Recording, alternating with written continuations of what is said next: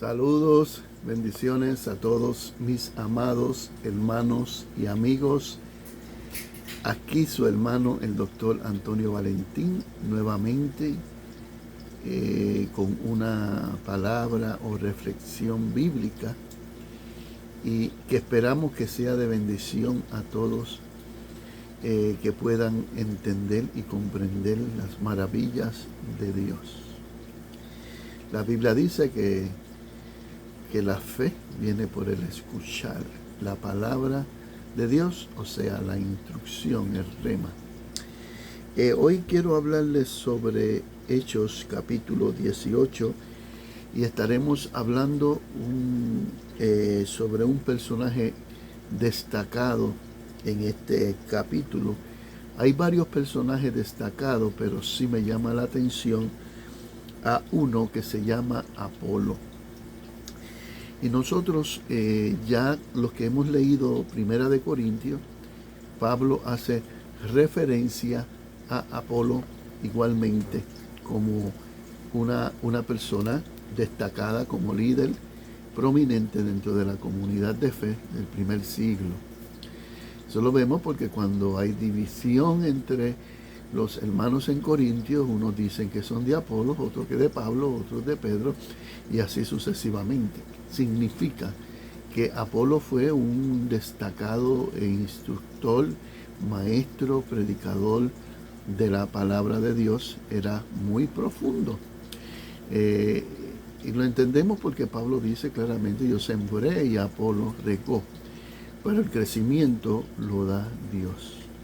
Así que Pablo no está poniéndose en ese texto en un nivel mayor que Apolo, sino como leemos anteriormente o después, en los textos después, o en el contexto del mismo, que es lo que Pablo está queriendo decir, que cada uno, no importa cuáles sean sus títulos o sus cualidades o sus competencias, cada uno trabaja en su propio nivel y capacidad, pero quien da el crecimiento es Dios. No importa lo estudioso que usted sea, no importa lo capacitado que usted sea, quien da el crecimiento a la obra de Dios es Dios mismo, porque Dios la sustenta.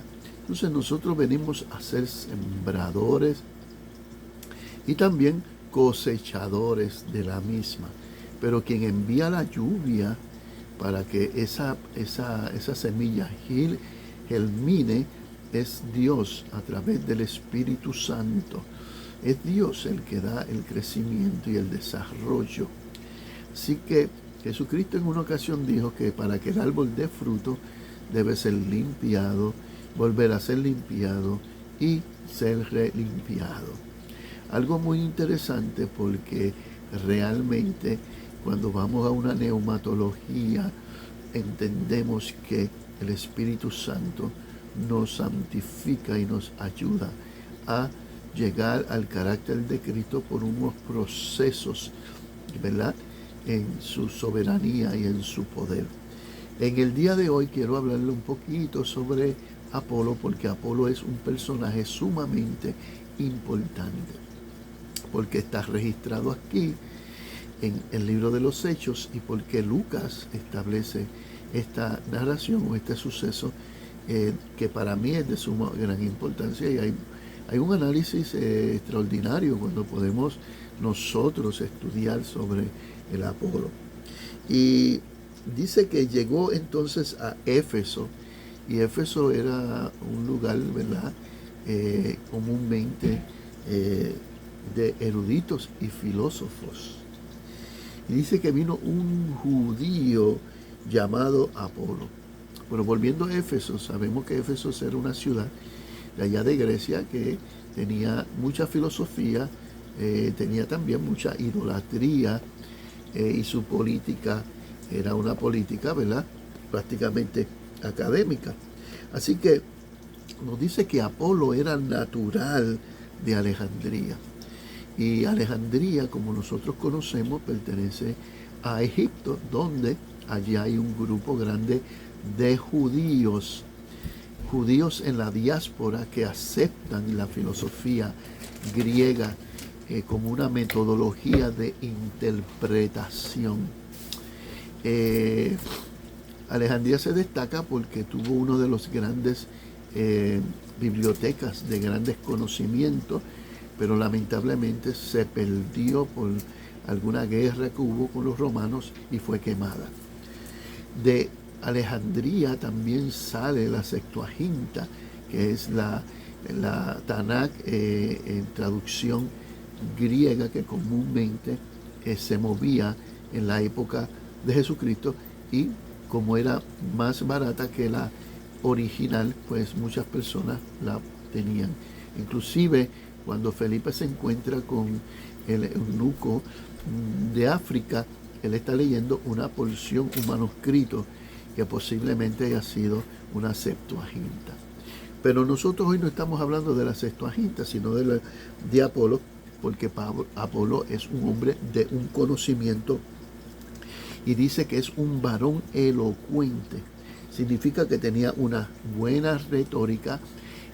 Para tú ser un elocuente en aquel tiempo, tuviste que haber pasado por un proceso riguroso académico. No solamente eso, sino que Apolo era poderoso en las escrituras.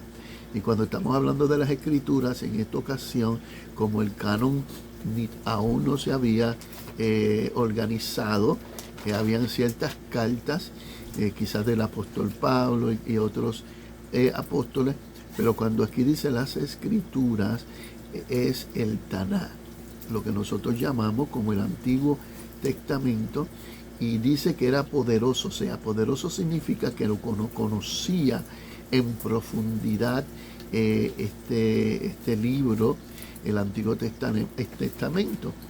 Pero la pregunta que nos hacemos es si su profundidad consistía en un método alegórico o literal. Bueno, la escuela de Alejandría era una escuela que era totalmente desarrollada en un aspecto alegórico también.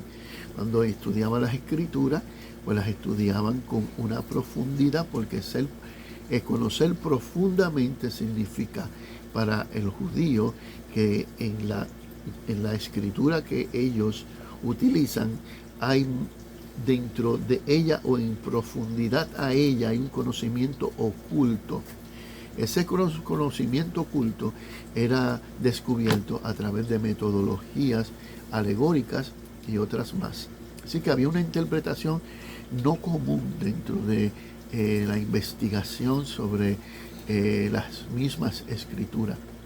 Escuché a un judío decir que para aquel tiempo la profundidad y estos métodos eran solamente para aquellos estudiosos judíos, porque las personas comunes no debían de entender ni de comprender toda aquella profundidad, solamente podían leer el texto así literalmente, sin captar la atención de aquellas enseñanzas profundas de las escrituras.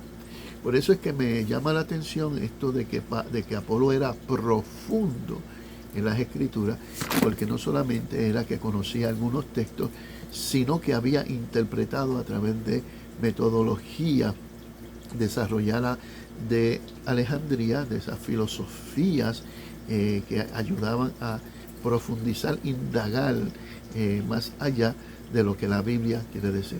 Segunda opinión es que cuando se dice profundizar las escrituras, cuando leemos el contexto de este texto, dice que era un hombre que era elocuente, poderoso en las escrituras, y había sido instruido en el camino del Señor. Como todo buen judío de la diáspora, había pasado por un proceso riguroso académico, pero también tradicional. Posiblemente había estado en una de las escuelas de erudición. Dice que tenía un espíritu fervoroso, y un espíritu fervoroso significa aquel que defiende su conocimiento hasta las últimas consecuencias, que lucha por la verdad y se enfrenta con opositores. De hecho, para aquel tiempo, cuando tú defendías una tesis, la defendías públicamente, y allí públicamente venían aquellos opositores y usted tenía que hacer un ejercicio dialéctico, un ejercicio de erudición verbal. Quiere decir que usted allí tenía que demostrar que realmente usted era de gran conocimiento. Ese nivel es que estamos hablando de Apolo. Y Apolo era un hombre fervoroso en espíritu y hablaba y enseñaba diligentemente lo concerniente al Señor, aunque solamente conocía el bautismo de Juan. Y ahí me llama la atención porque, como hemos descrito la profundidad de Apolo en las Escrituras, nos dice que él, aunque era diligente, concerniente a las cosas del Señor, solamente conocía hasta el bautismo de Juan. Y hay que entrar un poco ahí porque Juan es aquel profeta que muchos le llamamos el precursor de Cristo, y que él bautizaba en las aguas para arrepentimiento. ¿Se acuerda cuando Pablo encontró a ciertos discípulos que no conocían más que el bautismo de Juan? Quiere decir que ellos aún no conocían que había otra manifestación de gloria y de poder cuando Cristo muere, pero que resucita y envía el Espíritu Santo. Quiero que me parece ser que Apolo no había llegado más allá de una experiencia. Y aquí estamos en el empirismo, el aprender a través de la experiencia. Y eso es lo que sucede con muchas personas que llegan solamente a los niveles académicos, pero no llegan a los niveles empíricos de experiencia. Creo que Apolo era fervoroso, tenía ese espíritu profético, era un hombre de gran conocimiento, pero su conocimiento llegó a su límite hasta Juan, hasta el bautismo de Juan. Quiere decir que tenía un conocimiento desde Génesis a Malaquías y conocía que Malaquías tenía gran cumplimiento en ese Juan que bautizaba. Y es interesante esto porque Juan tuvo muchos discípulos que se esparcieron en diferentes lugares, fueron a la diáspora y también siguieron las enseñanzas de Juan Bautista, que era un profeta de Dios que preparaba el camino del Señor. Así que eso es interesante porque no todo lo que sabemos, no todo lo que indagamos es sumamente absoluto y completo. Dios quiere que nosotros no solamente aprendamos algo académico, que es importante entender las Escrituras, es importante desarrollarlas, es importante tener ese conocimiento, pero las Escrituras no se pueden quedar en la razón. Las Escrituras tienen que trabajar dentro de nuestro corazón y de nuestro sentimiento, y tiene que transformarnos y tiene que llenarnos y hacer grandes cosas con nuestra vida.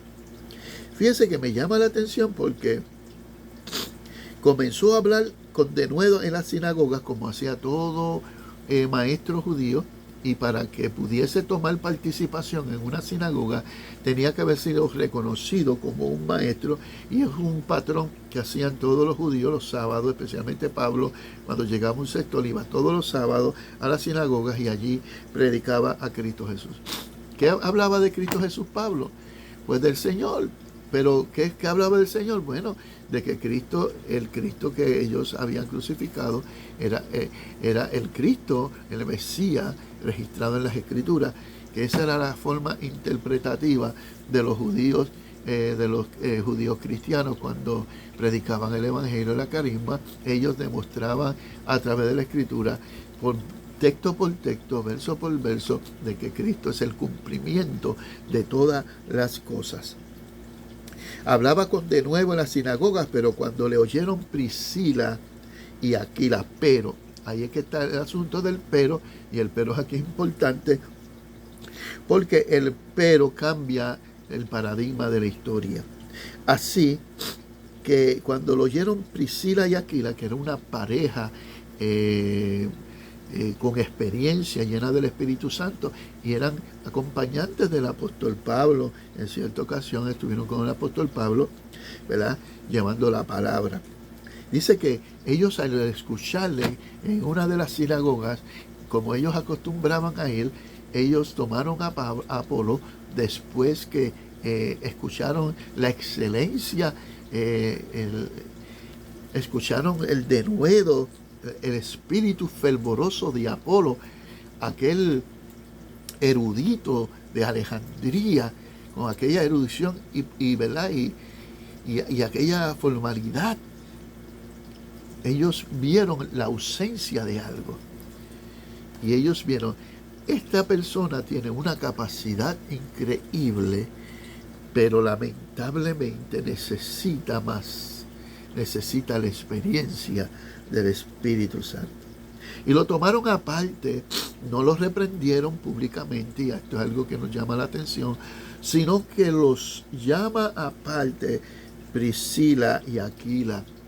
Y fíjense que aquí en esta porción menciona a Priscila primero que Aquila, y es algo bien interesante, porque la mujer nunca iba antes que el hombre en ese sentido.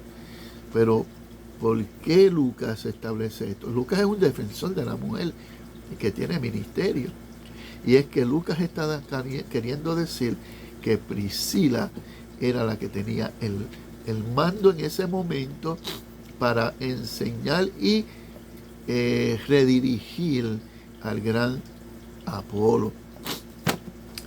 Fíjense que humildemente ellos lo llaman aparte, y dice que lo llaman aparte y lo expusieron más exactamente al camino de Dios. ¡Qué maravilloso! Alabado, que siempre hay algo que aprender por más sabios que seamos. Los caminos del Señor son profundos, son infinitos. Y hay muchas personas que han llegado hasta ciertos límites, pero Dios tiene algo más. Tiene un conocimiento que te va a liberar, que te va a dar más poder, te va a redirigir completamente a la voluntad de Dios. Ese camino del Señor es más excelente, como dice aquí, es exactamente el camino de Dios. Lo encaminaron, le enseñaron que la profecía no llega hasta Juan, sino que también hay más allá. Está lo que llamamos el nuevo pacto. Hay muchas personas que son eruditos del viejo pacto, pero no conocen el nuevo pacto. Y el nuevo pacto es importante porque Cristo estableció las cosas últimas, el orden de todas las cosas, donde por su sangre, por su vida, que dio por nosotros, para que nosotros fuéramos redimidos. No solamente eso, sino que resucitó como primicia de los que se levantan, y también nos llenó de su Espíritu Santo, envió el Paracleto sobre nosotros con poder y gloria. Y eso es exactamente lo que necesitaba completar este hombre de Dios. Aquí vemos una humildad entre ambos. Ellos no lo regañan ni lo amonestan frente públicamente, sino que lo llevan quizás a su casa y le enseñan. Pero Apolo también muestra una actitud de humildad cuando él realmente acepta la corrección, porque él quiere aprender más. Y eso es lo lindo. Pablo decía, aquel que quiera aprender, hágase ignorante para que pueda aprender más. Y hubo fruto dentro de esa conversación, porque siendo Apolo fervoroso en la Escritura, profundizó, entendió y comprendió las maravillas de Dios y aprendió cosas nuevas, las puso en la práctica. Y entonces él, queriendo ir a los hermanos de Acaya, los hermanos le animaron y escribieron a los discípulos que les recibieran. Y llegando allá fue de gran provecho a los que por medio de la gracia habían creído, porque vigorosamente refutaba en público a los judíos, demostrando por medio de la Escritura que Jesús era el Cristo. ¡Qué maravilloso! ¡Qué lindo! Quizás Apolo Cuando hablaba de la Escritura, hablaba sobre las historias, hablaba sobre los cambios políticos y religiosos, quizás sobre los ambientes proféticos, pero no había hablado sobre Cristo. Y él se le enseñó la revelación del Hijo de Dios en las Escrituras, y eso es lo que él utiliza.